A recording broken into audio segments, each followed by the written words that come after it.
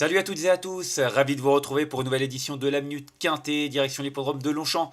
Ce dimanche 25 mai, on termine la semaine dans le Temple du Galop avec un Quintet réservé à la jeune génération. Ce sera la quatrième course du programme, le prix des épinettes, un handicap pour Poulain et Pouliche de 3 ans. Il y aura 16 concurrents au départ sur le parcours des 2100 mètres de la grande piste, une épreuve qui est bien entendu prévue aux alentours de 15h15. Avant de parler de cette épreuve, je vous rappelle bien entendu qu'on a notre grand jeu hebdomadaire avec un mois d'abonnement à gagner au Prono VIP sur le site turf-fr.com. Pour pouvoir y parvenir, il vous faut trouver le gagnant de ce quintet. Vous commentez sur notre vidéo YouTube en bas de votre écran. Et si vous êtes plusieurs à trouver la bonne réponse, il y a un tirage au sort. Si vous êtes seul à avoir trouvé le gagnant, vous êtes automatiquement éligible à un mois au Prono VIP sur le site turf-fr.com. En tout cas, voilà pour ce petit jeu. On va maintenant rentrer dans le vif du sujet. C'est vrai que dans cette catégorie, oui, mais dans cette compétition, j'ai fait confiance à des concurrents qui avaient déjà montré leur aptitude à briller dans ce genre de tournoi, à savoir le numéro 2 Goodspeed et le 3 Dalakir, qui viennent de se classer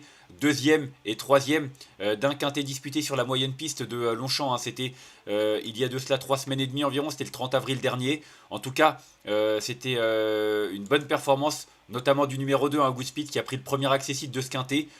Il prouvait déjà qu'il était capable de bien faire l'avant-dernière fois où il avait terminé troisième d'un quintet sur le sable cantilien. Donc un cheval qui est en constante amélioration, qui est compétitif à ce niveau-là, qui est régulier, qui a déjà un peu d'expérience. Pour moi, il a tout pour plaire. Et c'est vrai qu'avec Christiane Demuro, qui lui est une nouvelle fois associé, c'est un point d'appui très solide au départ de ce quintet qui est ouvert. Donc pour moi, c'est vraiment très important d'avoir une telle candidature au départ. Et puis même si ça se passe bien, je l'ai retenu en tête. Pour moi, il est même capable de s'imposer.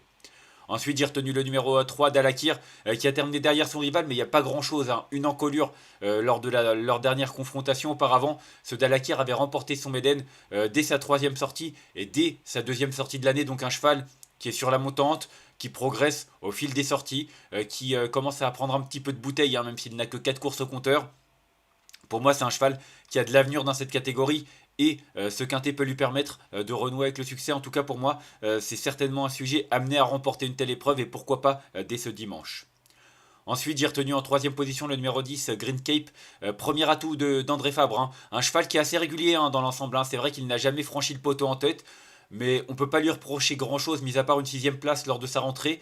Il a toujours terminé dans les 4 premiers, puis dernièrement, c'était ses premiers pas dans les gros handicaps, et il a terminé troisième d'un quintet il y a 3 semaines sur 1600 mètres sur la grande piste. Donc clairement, il est compétitif à cette valeur. Il est compétitif également sur cette piste de Longchamp.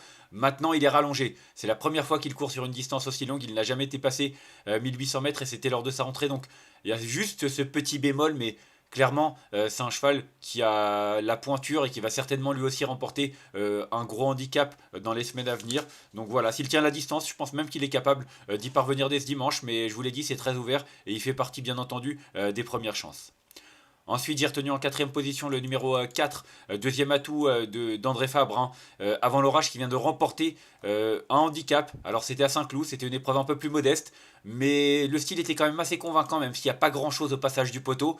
Il y a juste une tête. J'ai bien aimé son accélération pour finir. Un cheval qui va certainement encore progresser, qui n'a pas atteint ses limites, il est bien placé dans les stalles de départ, donc voilà, je trouve qu'il a quand même pas mal d'arguments à faire valoir, et c'est vrai qu'il monte un peu de catégorie, logiquement puisqu'il vient de s'imposer, mais je ne serais pas étonné qu'il puisse repousser ses limites et lutter pour une place sur le podium. Ensuite, j'ai retenu en cinquième position le numéro 9, Princesse d'amour, sixième de la course référence derrière Goodspeed et Dalakir. La performance est bonne, c'est une pouliche qui est quand même assez régulière, qui a déjà bien fait en 36,5 en se classant deuxième en fin de saison dernière d'un handicap. Donc voilà, seulement sixième la dernière fois, mais je suis sûr que sa sortie lui a fait le plus grand bien. Elle sait finir vite, faut que ça se passe bien. Elle a le numéro 14 dans les stalles de départ, mais si c'est le cas, attention, elle est capable d'en doubler plus d'un pour finir et pourquoi pas même de lutter pour une très belle place au passage du poteau. Ensuite, j'ai retenu en sixième position le numéro 13, I Got Rhythm. C'est un poulain qui a montré de la qualité. Alors c'est vrai que ses débuts l'été dernier ont été très discrets, mais clairement, il a franchi un cap cette année depuis son retour en piste. C'est 3 courses pour 3 accessibles, dont une victoire. Dernièrement, deuxième pour ses premiers pas dans les handicaps, battu par Avant l'orage, qui a depuis été pénalisé. Donc En théorie, la ligne est très bonne et peut même lui permettre de devancer son rival. Maintenant, voilà, ça va être une question de parcours, mais en tout cas, Henri-François Devin, lorsqu'il oriente dans les handicaps, c'est rarement au hasard. Et le fait de voir un de ses pensionnaires au départ de ce quintet, c'est certainement pas le fruit du hasard, comme je l'ai dit. Donc, pour moi, c'est un concurrent dont il faut se méfier impérativement. Ensuite, en 7ème position, j'ai retenu là Zingaro, à tout Christophe Ferland, associé à Maxime Guyon.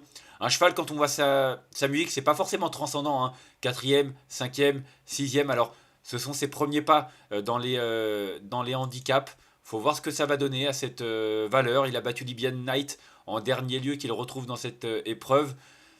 Les lignes ne sont pas forcément très parlantes, même si il avait été devancé. Non, il avait devancé en début de carrière Normandie Man. Normandie Man qui a gagné un handicap depuis en valeur 38. C'était lors de ses débuts, c'était le 14 février.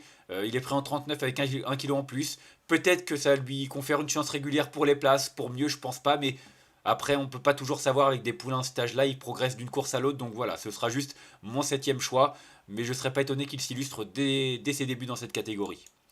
Et enfin en 8ème position, j'ai retenu le 8, Blue Seabird, un cheval qui est irréprochable, mis à part des débuts où il avait terminé 9ème, il a toujours terminé dans les 5 premiers. Alors c'est son premier handicap, mais son entourage effectue le déplacement. Sandrine Gavilan, en général, lorsqu'elle décide de faire des voyages, c'est rarement à des fins touristiques et ça se passe en général assez bien. Donc attention, je pense que celui-là a une belle carte à jouer, ses lignes sont assez correctes. Il n'a pas couru des lots nombreux, mais je trouve qu'il a quand même des références à faire valoir, même si c'est vrai que voilà, il y a toujours l'incertitude de débuter dans cette catégorie avec pas mal de monde au départ. Mais attention, faut vraiment quand même s'en méfier. Là, je suis en train d'en voir, il a quand même déjà gagné. Sa seule victoire, c'était dans une course avec 14 partants. Donc voilà, autant pour moi, c'est vrai que les dernières courses, il n'y avait pas beaucoup de monde, mais il est capable de bien faire avec aussi du monde au départ. Donc voilà, déplacement, attention, c'est juste mon 8ème choix, mais je vous l'ai dit une nouvelle fois, je le répète, la course est très ouverte. Et en cas de non partant, j'ai retenu le numéro 5, Libyan Knight. Je crois qu'il a même été supplémenté pour cette épreuve, lui aussi débutant dans cette catégorie. Maintenant, il a quand même des références à faire valoir. Hein. En dernier lieu, il a terminé 3ème du côté de Saint-Cloud d'une classe 3. Mais j'ai eu une épreuve où il avait été battu par Zingaro. Hein. C'était le 28 avril dernier. Maintenant, ils étaient à poids égal. Là, le numéro 5, Libyan Knight, a 2 kilos en moins. Donc, c'est sûr que ça peut faire la différence. Il a également déjà battu, je crois, Normandie. Laissez-moi voir cette ligne-là. Oui, Normandie Man, il avait battu Normandie Knight, dont j'ai parlé avec Zingaro. Ligne croisée. Il l'a battu assez nettement à poids égal. Là, il est pris en valeur 37 alors que son rival a remporté un handicap en valeur 38. En théorie, c'est vraiment pas mal. Maintenant, de la théorie à la pratique, faut voir. Et puis numéro 15 dans les stalles de départ. Donc il y a du pour et du contre, c'est pas forcément évident et comme je l'ai dit et je me répète, je le sais, c'est un handicap qui est très ouvert donc faudra pas hésiter à élargir les combinaisons. On va faire un petit récapitulatif de ma sélection avec le numéro 2 que j'ai retenu devant le 3, le 10, le 4, le 9, le 13, l'As et le 8 et en cas de non partant, le numéro 5.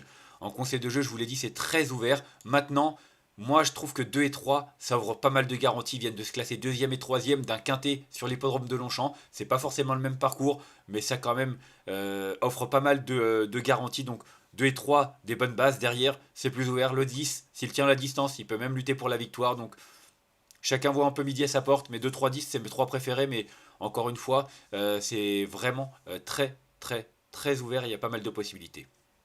On va se quitter là-dessus. Moi, je vous remercie d'avoir suivi cette nouvelle édition de la Minute Quintet. Si vous avez aimé cette vidéo, n'hésitez pas à la liker, à la partager ou encore à vous abonner à notre chaîne YouTube en cochant la petite cloche pour être au courant des prochaines vidéos. On se retrouvera demain du côté de Marseille, hein, les galopeurs qui seront en déplacement dans le sud de la France pour ce quintet.